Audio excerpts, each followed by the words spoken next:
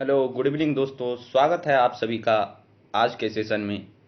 आज प्राचीन भारत का छठा लेक्चर है जिसमें हम उत्तर वैदिक काल के बारे में पढ़ेंगे। हमने कल तक ऋग वैदिक काल में के बारे में पढ़ा था। ऋग वैदिक काल यानी ऋग्वेद से जो जानकारी हमें प्राप्त होती है वही ऋग वैदिक काल था, जो कि वैदिक काल का प्रथम युग था। उसके बारे में हमने पढ़ा था पिछले वीडियो में। आज हम उत्तर वैदिक काल के बारे में पढ़ेंगे। देखेंगे कि उत्तर वैदिक काल में किस तरह से जन से जनपद का निर्माण हुआ और साम्राज्य की यानी राष्ट्र की अवधारणा आई। इसके हम राजनीतिक, सामाजिक, धार्मिक और आर्थिक पक्षों के बारे में अध्ययन करेंगे।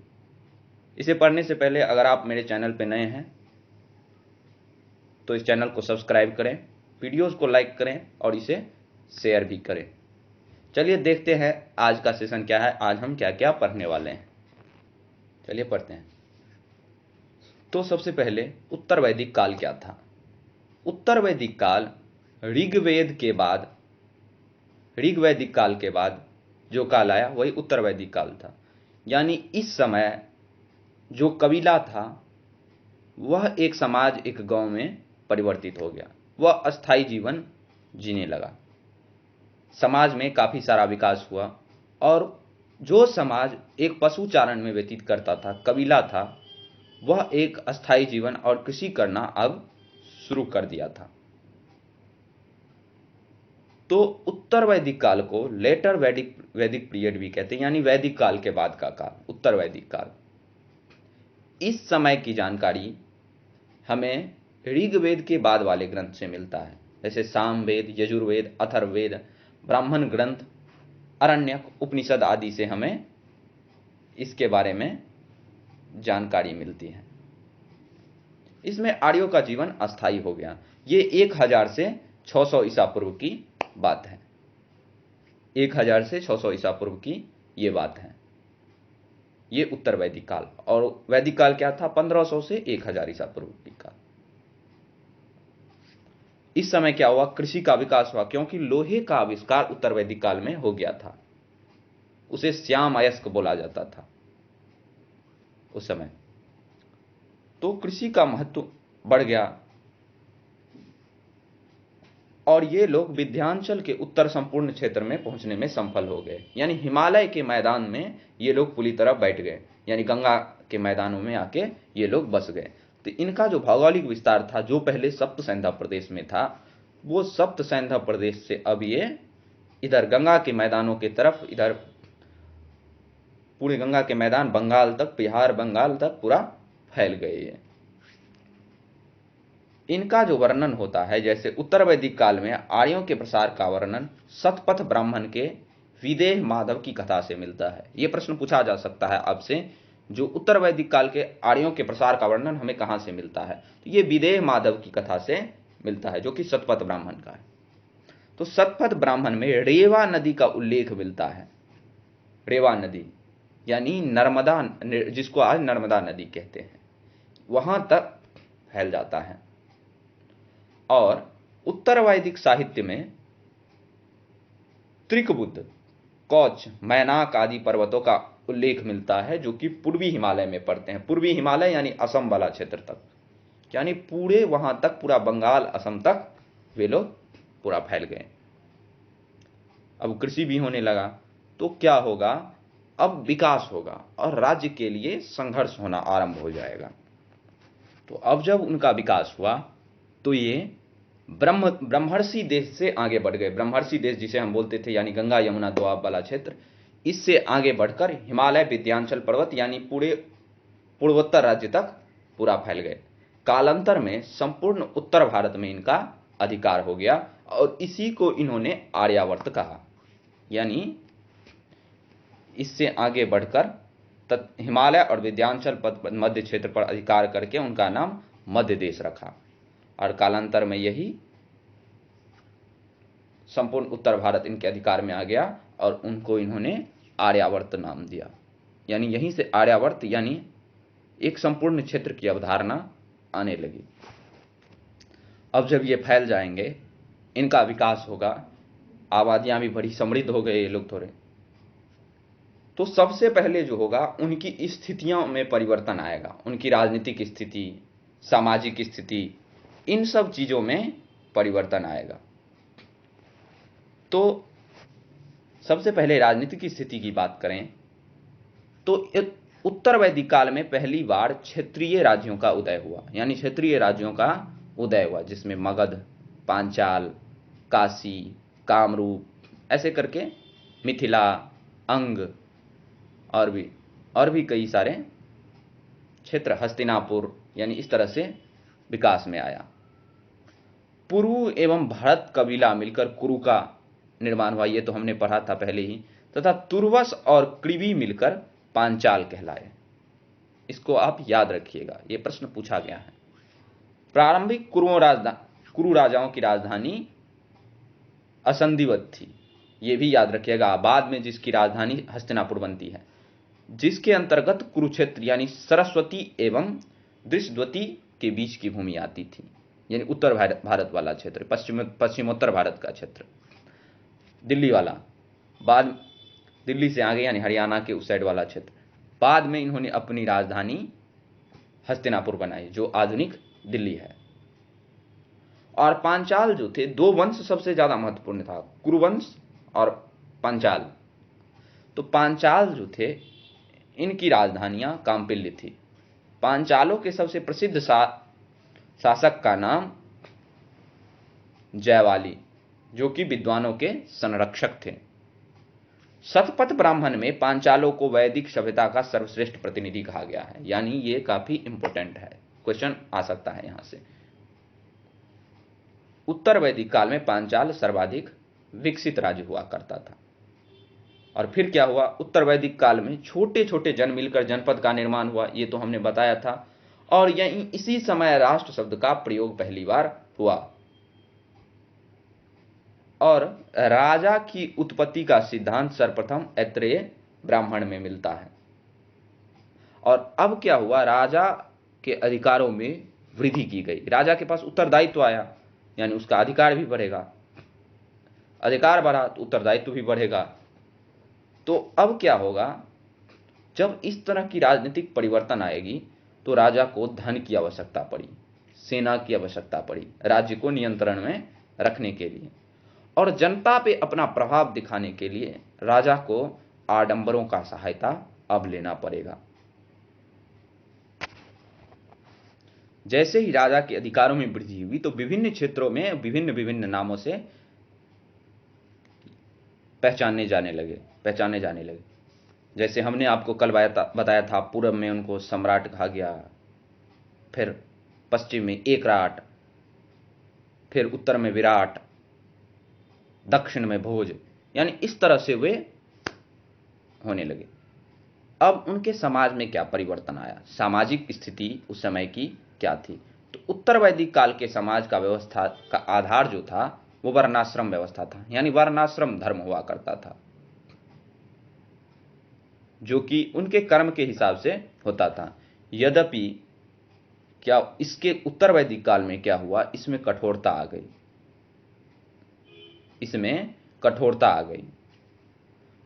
समाज में 4 वर्ण, ब्राह्मण, क्षत्रिय, वैश्य, शूद्र थे। वो थे, हमने प्राचीन भारत में यानी वैदिक काल में पढ़ा था। ब्राह्मण, क्षत्रिय, वैश्य, इन तीनों को द्विज कहा जाता था, यानी ये उपनयन संस्कार कर सकते थे, यानी ये शिक्षा के अधिकारी थे। और चौथा जो वर्ण था शूद्र, उनको उपनयन संस्कार का अधिकार नहीं था, यानी उनको शिक्षा ग्रहण करने का अधिकार नहीं था। यहीं से शूद्रों को अपात्र या आधारहीन मानने की प्रक्रिया शुरू हो गई, यानी वो ज्ञान नहीं अधिक अध्ययन करेंगे तो वो बुद्धिमान नहीं होंगे, तो ये अपात्र या आधारहीन होने लगे। और हमने बताया आपको, जब राजनीतिक प्रभाव बढ़ा, क्षेत्र बढ़ा, तो अब क्या होगा, राजा को आडंबरों का सहायता लेना पड़ेगा, यानी अब राजा को दिखाना पड़ेगा कि हम तुम्हारी रक्षा कर सकते हैं, हम इस राज्य के कार्यभार संभाल सकते हैं। तो इसके लिए राजा को बड़े बड़े यज्ञों का सहायता लेना पड़ा, ब्राह्मणों की हेल्प चाहिए अब राजा को। यज्ञ और अनुष्ठान बढ़ने लगा, जिसके कारण क्या हुआ, ब्राह्मणों की शक्ति में अपार वृद्धि हुई, यानी ब्राह्मणों की शक्ति बढ़ने लगी। और ब्राह्मण लोग अपने यजमानों के लिए तथा अपने लिए धार्मिक अनुष्ठान और यज्ञ करते थे। और ब्राह्मणों को उस समय अदाई और सोमपाई कहा गया। अदाई था यानी दान लेने वाला, और सोमपाई यानी भ्रमण करने वाला। जगह जगह जाके भिक्षाटन करते थे और योगी सन्यासी बन के सब जगह घूमते रहते थे। इस तरह ऐत्रेय ब्राह्मणों में 4 वर्णों के कर्तव्यों का वर्णन मिलता है। ऐत्रेय ब्राह्मण में यहीं से विभाजन शुरू हो गया। 4 वर्णों का कर्तव्यों का वर्णन, यानी ब्राह्मण जो है वो ब्राह्मण का काम करेगा, क्षत्रिय का काम करेगा, वैश्य का काम करेगा, शूद्र का काम करेगा। यानी कोई अब अपनी जाति परिवर्तित नहीं कर सकता था, जो कि ऐसा वैदिक काल में नहीं था। इस काल में केवल वैश्य ही कर चुकाते थे, यानी ब्राह्मण और क्षत्रिय जो समाज के मुख्य वर्ग थे उनको कर से भी छुटकारा मिल चुका था। तो अब कर कौन चुकाते थे? किसान वर्ग, यानी वैश्य वर्ग। ब्राह्मण और क्षत्रिय दोनों वैश्यों से वसूले राजस्व पर जीते थे। जैसे देखिए, मानिए 1500 का उनको नाफा होता है, यानी कमाते हैं वैश्य। उनमें से क्या था, इनको 500 वो राजा को देते थे कर के रूप में,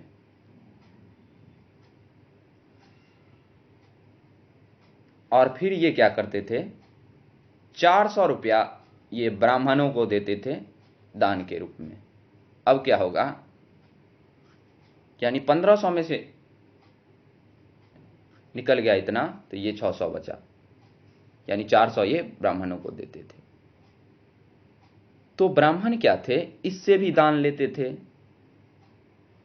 और इससे भी दान लेते थे, 400 नहीं। यानी ये सोचिए 700 इसको देते थे और 400 इनको देते थे। और ब्राह्मण क्या करते थे, इससे भी दान लेते थे और इससे भी, और ब्राह्मण इनसे भी 400 दान ले लिया। तो क्या हुआ, ये 800 ब्राह्मण के पास अकेला आ गया और 700 में ये दोनों आ गए। यानी ब्राह्मणों की शक्ति में अपार वृद्धि हुई। इसका परिणाम क्या हुआ, ब्राह्मणों की शक्ति में वृद्धि हुई। इससे क्या हुआ, अन्य वर्ग यानी सबसे उच्च वर्ग ब्राह्मण बने, फिर क्षत्रिय, फिर वैश्य और फिर शूद्र। यानी ब्राह्मण का काम जो था यज्ञ करना, शिक्षा ग्रहण करना और शिक्षा बांटना, शिक्षा देना, ज्ञान देना, ये सब धार्मिक कार्य करना ब्राह्मण का। क्षत्रिय रक्षा का काम करते थे, राज्य चलाते थे। वैश्य जो कि किसान वर्ग थे, सामान्य जन सामान्य, और शूद्र जो सेवा का कार्य किया करते थे। तो और क्या हुआ, यानी महिलाओं की दशा किस तरह की रही इस समय में, तो ऋग वैदिक काल की अपेक्षा उत्तर वैदिक काल में स्त्रियों की दशा में गिरावट आई। और ऐसा इसलिए ऐत्रेय ब्राह्मण में कहा गया है, पुत्री सभी दुखों का स्रोत है और पुत्र परिवार का रक्षक है। क्योंकि युद्ध होता था, और युद्ध संस्कृति वाले समाज में क्या होता है, पुत्रियों को दुख का कारण माना जाता है और पुत्र को रक्षक माना जाता है, उन्हें युद्ध करना होता है। और इस काल में क्या हुआ, आश्रम व्यवस्था स्थापित हो गई, जिसमें केवल 3 आश्रमों का, आरंभ में केवल 3 आश्रमों का उल्लेख किया गया है, जिसमें ब्रह्मचर्य, गृहस्थ और वानप्रस्थ। ब्रह्मचर्य यानी जन्म लेता है, उसके बाद ज्ञान ग्रहण करने उपनयन होने के बाद, फिर गृहस्थ आश्रम, फिर वानप्रस्थ यानी वनगमन, फिर चौथा जो होता था बाद में, चौथा जुड़ा जिसमें सन्यास, जो कि अभी नहीं आया था प्रकाश में, ये बाद में आएगा। यानी सन्यास की, यानी अब सब कुछ हो गया, राजपाट सब कुछ त्याग के घर गृहस्थ वन में चले जाते थे, यानी वनप्रस्थ के बाद का समय था ये। और इन सब परिवर्तन का मूल क्या था, क्या कारण था जो ये सब परिवर्तन आए समाज में? इस सब का सबसे बड़ा कारण था आर्थिक कारण, आर्थिक स्थिति। जो वैदिक काल में, ऋग वैदिक काल में गौपालन सबसे बड़ा पेशा, पशुपालन सबसे बड़ा पेशा हुआ करता था, वो अब गौण पड़ने लगा था। अब कृषि कार्य मुख्य व्यवसाय बन गया था, क्योंकि लोहे का उपकरण उपकरण के प्रयोग आरंभ हो चुके थे। यानी कृषि में क्या हुई, क्रांति आ गई। पहले जो तांबा से करते थे उतना अच्छा से नहीं कर पाते थे, कांस्य यानी लकड़ी इत्यादि से करते थे। जैसे ही लोहा आने से इनमें बहुत बड़ी क्रांति आई। क्या परिवर्तन हुआ लोहा आने से? सबसे पहले कृषि बढ़ा। अब कृषि बढ़ने और इनका संपूर्ण क्षेत्र में विकास भी बढ़ा, क्योंकि सबसे पहले अगर कहीं रहेंगे, कहीं बसेंगे, तो इसे वन काटना पड़ेगा, और वन काटने के लिए लोहा सबसे महत्वपूर्ण औजार के रूप में सामने आया, जिससे ये वनों का विनाश कर सके और अपना विकास कर सके। और राजाओं की शक्ति में काफी, समाज में शक्ति बढ़ी लोहा आने से। लोहा को यजुर्वेद में श्याम अयस्क या कृष्ण अयस्क बोला जाता था। शतपथ ब्राह्मण में जो कृषि का उल्लेख मिलता है, उस हिसाब से कृषि की 4 क्रियाएं थी, जिसमें जुताई, बुआई, कटाई और मराई का उल्लेख मिलता है। और पशुपालन इस समय लगभग बहुत कम हो गया था, यानी गौण पेशा हो गया। मुख्य पेशा जो था अब कृषि बन गया। जो वैदिक काल में केवल वो जौ की खेती किया करते थे, अब इस काल में उनका मुख्य फसल धान और गेहूं हो गई। इस समय में जो अनाज का वर्णन यजुर्वेद में मिलता है, उस हिसाब से यजुर्वेद में ब्रीही, यव, माण, मुद्ग, गोधूम, मसूर आदि का वर्णन मिलता है। यानी धान, जौ, उड़द, मूंग, गेहूं, मसूर इत्यादि का हमें यजुर्वेद में वर्णन मिलता है। और यहीं से यानी कृषि बढ़ा तो कृषि में सिंचाई के लिए नहरों की आवश्यकता पड़ी, और अथर्ववेद में हमें सर्वप्रथम नहरों का उल्लेख मिलता है। तो ये सारे परिवर्तन का जड़ क्या था? आर्थिक परिवर्तन, लोहा का विकास, कृषि में वृद्धि, ये सभी चेंजिंग का मूल था। और क्या हुआ? इस समय में ऋण लेना अच्छा नहीं समझा जाता था। तैत्रीय संहिता में ऋण के लिए कुसीद शब्द मिलता है। शतपथ ब्राह्मण के अनुसार महाजनी प्रथा का पहली बार जिक्र हुआ, तथा सूदखोर को कुसीदीन कहा गया।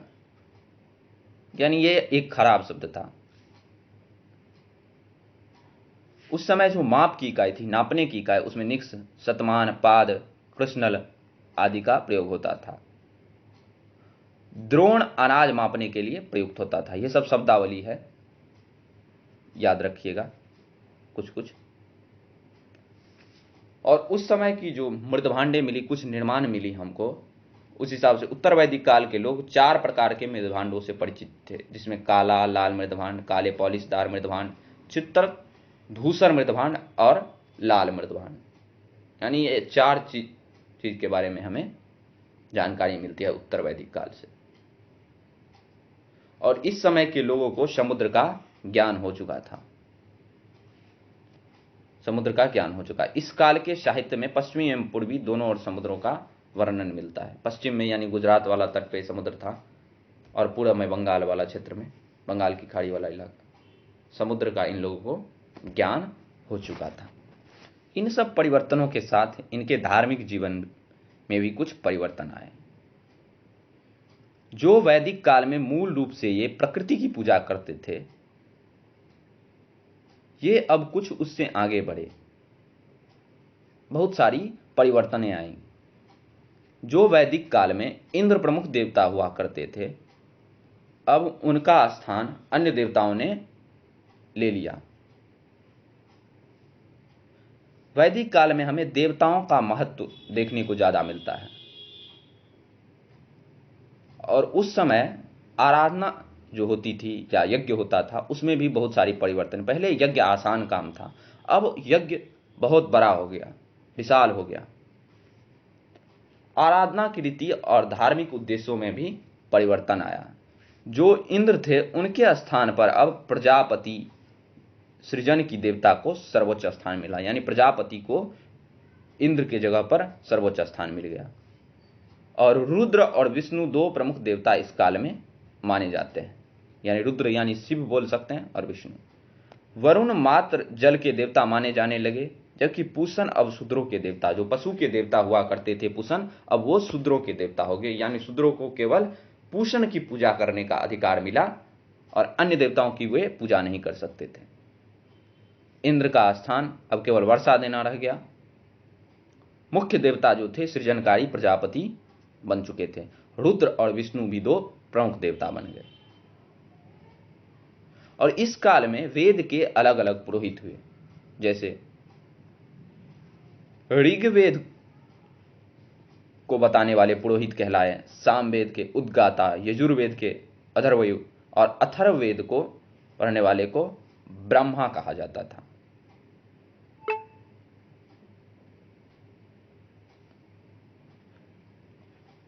ब्रह्मा कहा जाता था।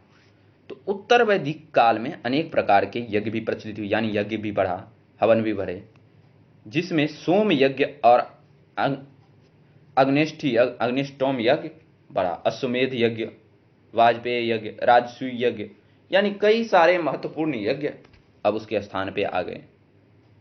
और मृत्यु की चर्चा जो है सर्वप्रथम शतपथ ब्राह्मण में मिलती है और मोक्ष की चर्चा सर्वप्रथम उपनिषद में मिलती है। यानी ये पूछ सकता है कि मृत्यु और मोक्ष का के बारे में वर्णन कहाँ मिलता है, ये सब जा रहे हैं। और पुनर्जन्म की अवधारणा बृहदारण्यक उपनिषद में मिलती है हमें। निष्काम कर्म के सिद्धांत का प्रतिपादन सर्वप्रथम ईशोपनिषद में किया गया है। ये सब इंपॉर्टेंट पॉइंट्स हैं। जब ये सारी परिवर्तनें आई तो अब क्या हुआ, साहित्यों का विकास हुआ, वैदिक साहित्य में वृद्धि हुई। जो प्राचीन काल में केवल ऋग्वेद था, इस समय कई सारे ग्रंथ आ गए, यजुर्वेद, सामवेद, अथर्ववेद, आरण्यक, उपनिषद, ब्राह्मण ग्रंथ। ऋग्वेद विश्व का सबसे प्रथम प्रामाणिक ग्रंथ है। यह देवताओं की स्तुति से संबंधित ऋचाओं का संग्रह है। ये बेसिक जानकारी इसके बारे में। ऋग्वेद के 10 मंडलों में विभक्त है। ये पूछा गया क्वेश्चन है, ऋग्वेद कितने मंडलों में विभक्त है, तो 10 मंडलों में विभक्त है। इसमें हमें 2 से 7 तक मंडल प्राचीन माने जाते हैं, यानी 2 से 7 तक के मंडल जो है प्राचीन माने जाते हैं। प्रथम और 10वां मंडल बाद में जोड़े गए हैं। ऋग्वेद में कुल 1028 सूक्त है। ये सब इंपॉर्टेंट पॉइंट्स हैं और ये 100% पूछा जाता है वैदिक काल वाला चैप्टर। और इनका भाष्य रूप जो था वो पद था।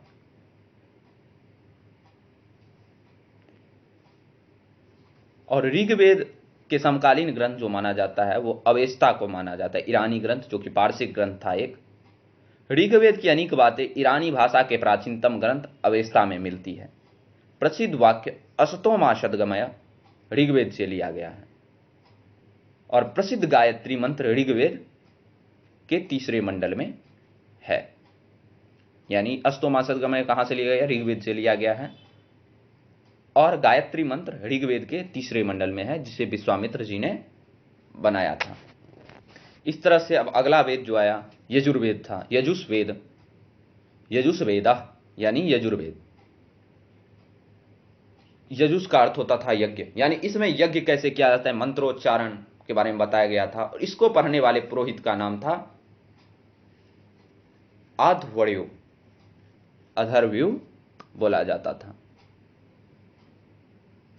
ये मुख्यतः 2 भागों में थे यजुर्वेद, कृष्ण यजुर्वेद और शुक्ल यजुर्वेद। इसी में पहली बार राजसूय यज्ञ और वाजपेय 2 राजकीय समारोह का उल्लेख है। शुक्ल यजुर्वेद को वाजसेयनी संहिता भी कहा जाता है। और सामवेद क्या था, सामवेद एक संगीत का ग्रंथ था। सामवेद का संबंध गायन विद्या से है। इसे प्राचीन भारत की संगीत का जनक बोला जाता है, यानी भारतीय संगीत के उत्पत्ति यहीं से होती है। और इसके उच्चारणकर्ता को होर्तु कहते थे, पुरोहित होता था। इसे भारतीय संगीत का मूल माना जाता है। अगला जो महत्वपूर्ण वेद था वो था अथर्ववेद। अथर्ववेद के रचनाकार जो थे वो महर्षि अथर्वा को माना जाता है, क्योंकि इन्हीं के नाम पे अथर्ववेद था, जिसमें कुल 20 मंडल, 731 सूक्त, 5839 मंत्र। और इसी वेद में सर्वप्रथम महत्वपूर्ण विषयों के बारे में वेद के महत्वपूर्ण विषय सामने आए, जिसमें ब्रह्म ज्ञान, औषधि प्रयोग, रोग निरोगन, तंत्र मंत्र, जादू टोना, यानी जो वेद बाद में सबसे ज्यादा प्रचलित हुआ वो यही था, अथर्ववेद। यह संग्रह था बहुत सारे वेदों का, बहुत सारे ज्ञानों का संग्रह था। तो कौन कौन से वेद थे? ऋग्वेद, यजुर्वेद, सामवेद और अथर्ववेद। और इनको समझाने के लिए ब्राह्मण ग्रंथ की रचना हुई, वेदों को समझाने के लिए। तो ऋग्वेद के जो ब्राह्मण ग्रंथ थे, उपनिषद थे और उपवेद थे। प्रत्येक ग्रंथ के कुछ ब्राह्मण होते थे, उपनिषद होते थे और उसके कुछ उपवेद होते थे। तो ऋग्वेद के ब्राह्मण का नाम था ऐत्रेय और कौतिस्की, और इनके उपनिषद का नाम ऐत्रेय उपनिषद और कौशितकी उपनिषद कहा गया, और इनके उपवेद का नाम आयुर्वेद कहा गया। इसी तरह यजुर्वेद का जो था, इसके ब्राह्मण ग्रंथ का नाम शतपथ और तैत्तिरीय हुआ। ईशो उपनिषद, बृहदारण्य उपनिषद, कठो उपनिषद, मैत्रेयी उपनिषद और श्वेताश्वतोर उपनिषद जो था, ये इसी समय में प्रकाश में आया। सामवेद था, उसके पंचविश, खड़विश, जयमणीय, और इनके उपनिषद जो थे छंदाम्यो उपनिषद, कैनोपनिषद, और इनके उपवेद का नाम जो था गंधर्ववेद था। अथर्ववेद जो था, उसके ब्राह्मण ग्रंथ का नाम था गोपथ ब्राह्मण, और इसके उपनिषद का जो नाम था प्रश्नोपनिषद, मुंडकोपनिषद और मांडुक्योपनिषद, और इसके उपवेद का जो नाम था वो था शिल्पवेद। ये थोड़ा थोड़ा एक बार रिपीट कर लीजिएगा। इस तरह ब्राह्मण ग्रंथ के बाद आया अरण्यक। अरण्यकों में जो था वो दार्शनिक एवं रहस्यवादी विषय था, जिसमें आत्मा, मृत्यु, जीवन आदि का वर्णन था। यानी अब फिलोसफर वाला आइडियोलॉजी, दार्शनिक गतिविधियां आने लगी, जिनके प्रमुख दर्शन और उसके प्रवर्तक जो थे वो कुछ इस प्रकार थे, जिनमें योग के जो थे पतंजलि, महर्षि पतंजलि जो योग सूत्र के जन्मदाता थे, न्याय गौतम जो थे वो न्याय सूत्र के, सांख्य दर्शन के काम्पिल्य जो थे, वैशेषिक था जिसे कनाद और उल्लुक थे, पूर्व सीमांश जो था, तो इस तरह से जिसमें पूर्व सीमांश के जैमिनी थे, उत्तरी सीमांश के बदरान्य थे जिन्होंने ब्रह्मसूत्र की रचना की। इस तरह से ये सब चीजें याद रखिएगा। योग के पतंजलि, न्याय के गौतम, सांख्य के कपिल, वैशेषिक के कनाद एवं उलूक, पूर्व सीमांश के जैमिनी, उत्तर सीमांश के बादरायन थे जो कि जिन्होंने ब्रह्मसूत्र की रचना की थी। अब क्या हुआ? उपनिषद आए। उपनिषद क्या था? उपनिषद जो था वो ज्ञान की बातें करता था, नैतिकता की बातें करता था। ये गुरु के सामने बैठ के ये आत्मदर्शन यानी दार्शनिक विद्या के बारे में बताता था। जैसे हमारा जो एक राष्ट्रीय शब्द है, आदर्श वाक्य है सत्यमेव जयते, वो कहां से लिया गया? मुंडकोपनिषद, जो कि उपनिषदीय ज्ञान था। इसी तरह नचिकेता और यम का जो संवाद था वो कठोपनिषद से लिया गया था। यह प्राचीन दार्शनिक विचारों का एक संग्रह था। इस तरह से वेदांग आया जो कि 6 हुआ करते थे, जिसमें शिक्षा, कल्प, व्याकरण, निरुक्त, छंद, ज्योतिषी इत्यादि जो था वो वेदांग था। ये सब थोड़ा थोड़ा याद रखना है। शिक्षा में शब्दों के उच्चारण पर ध्यान दिया था, कल्प में कर्मकांडों के विधान, व्याकरण जो थे वो विभिन्न भाषाओं की कैसे विवेचना करनी है, निरुक्त जो था वो वैदिक साहित्यों का शब्दकोश था, छंद जो था वो वैदिक साहित्यों का काव्य शास्त्र था, ज्योतिषी जो था वो खगोल विद्या था। आज का हमारा वो सब आज समाप्त हो गया, उत्तर वैदिक काल। अब हम थोड़ा एक बार रिवीजन कर लेते हैं जितना हमने अभी तक पढ़ा है। एक बार संक्षिप्त में उस सब का रिवीजन करते थे। सबसे पहले जब आर्य भारत आए तो वो योद्धा हुआ करते थे, जिसमें योद्धा, पुरोहित और सामान्य वर्ग था।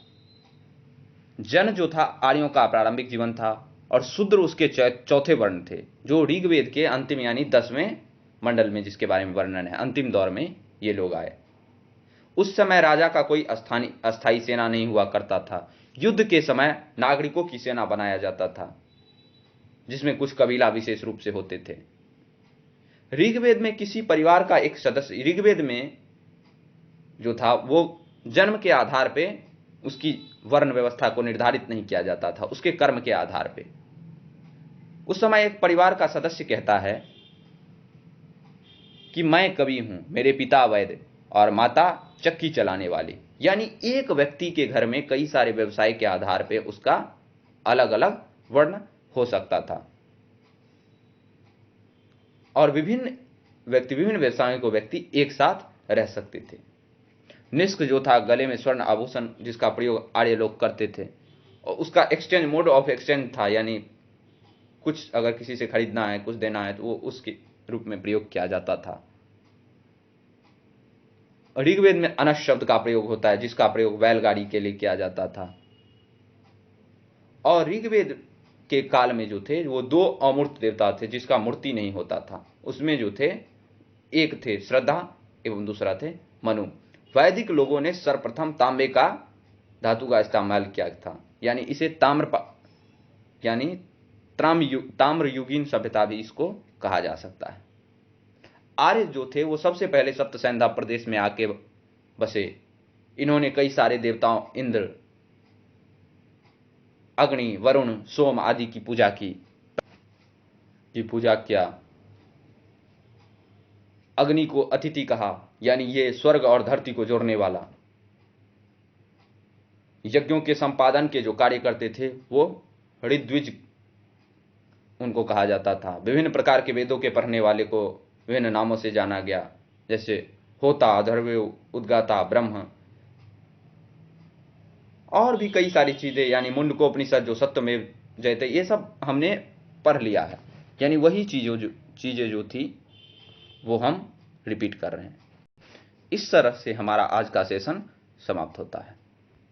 अगले अध्याय में हम मगध साम्राज्य के बारे में पढ़ेंगे, लेकिन उससे पहले हम कुछ क्वेश्चन प्रैक्टिस करेंगे उत्तर वैदिक काल और वैदिक काल के बारे में। उसके बाद अगले हम मगध साम्राज्य पे जाएंगे और यहीं से मूल इतिहास आरंभ हो जाता है और यहां से काफी इंपॉर्टेंट होने वाला है अगला अध्याय।